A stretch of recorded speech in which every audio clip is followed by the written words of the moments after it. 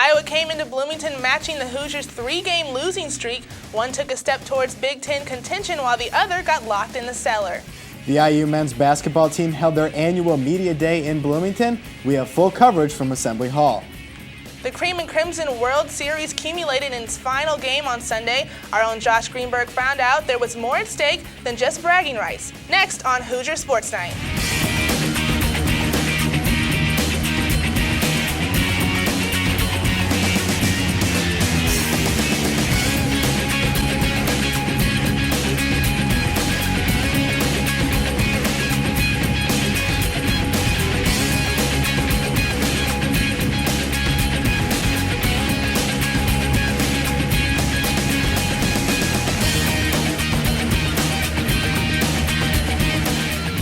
Welcome into this edition of Hoosier Sports Night. I'm Casey Richards alongside Nicole Hamilton.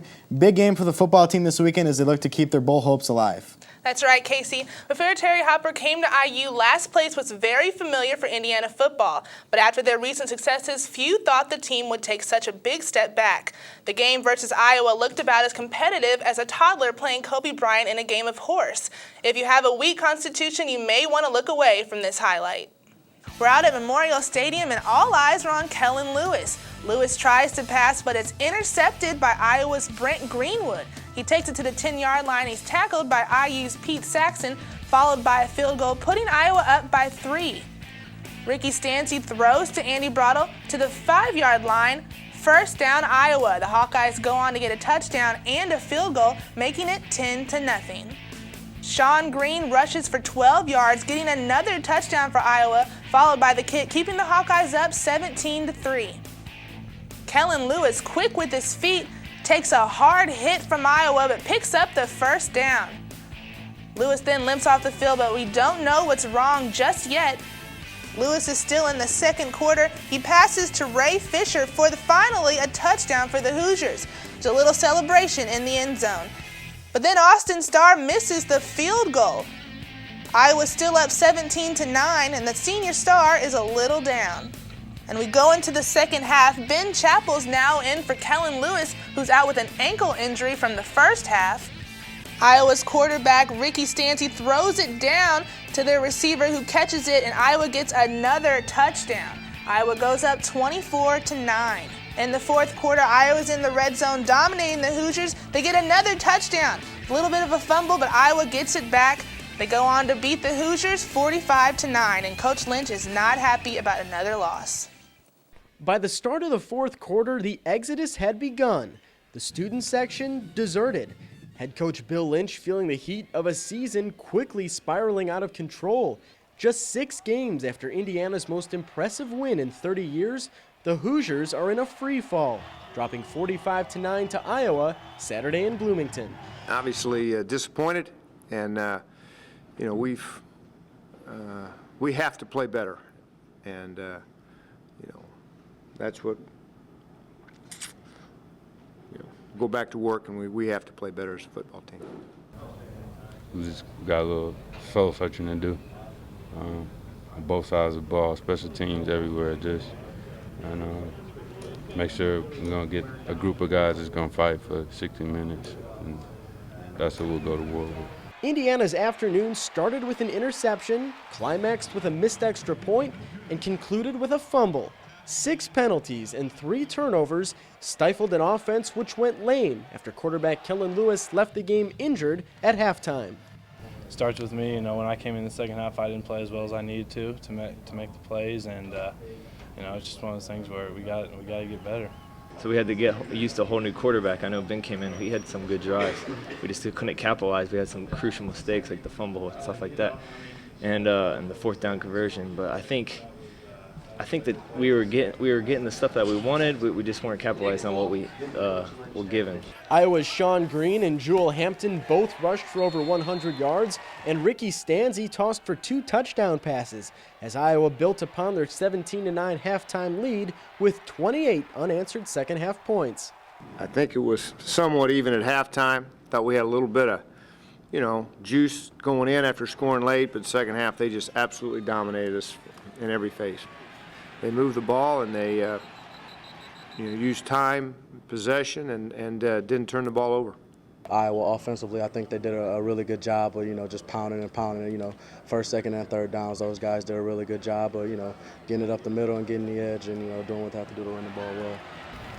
We had a couple missed assignments and things like that, and they had big plays. It's a tough loss, yeah, but I mean, they came into our place and really got after us. So we've got to find out as a football team how we're going to respond. But doubting whether or not the Hoosiers can respond is only fair.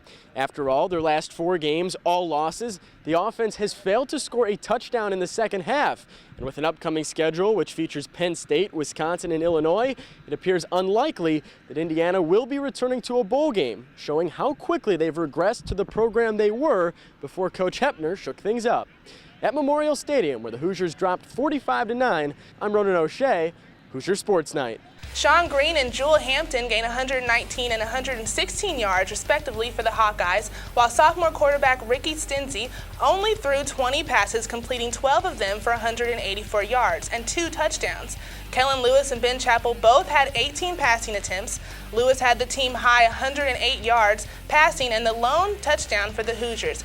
But the stat that might tell the best story has to be Ben Chappell leading Indiana in rushing with 58 yards. Not Lewis, not Thigpen, who gained just 1 yard of the day, but Ben Chappell is your leading rusher. Kristin Carroll and Rachel Benson have more. With only 2 touchdowns in the last 2 games, Indiana has struggled offensively to find its way to get into the end zone. I don't think there's any reason. I think I give credit to all the defenses. I mean, Iowa had a great halftime adjustment. We didn't put up any points in the second half. So I guess that could be a big reason why, but I just think if we do our things and play how we're capable and don't turn the ball over, get our blocks, make the right reads, I think we could put up the points that we want to. I just think it's just a matter of taking that extra step. Not only is the offense failing to score, but the defense is not winning games, giving up 45 points to the Iowa Hawkeyes and more than 40 points for the 3rd time in the last 4 games. They beat us in just about every way. It wasn't just Indiana's team falling short, but by the end of the 3rd quarter, Hoosier stands were slacking, while Iowa fans stayed strong until the end of the game.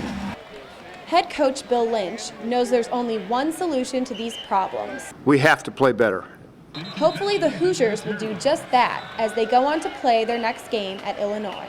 At Memorial Stadium, I'm Rachel Benson, Hoosier Sports Night.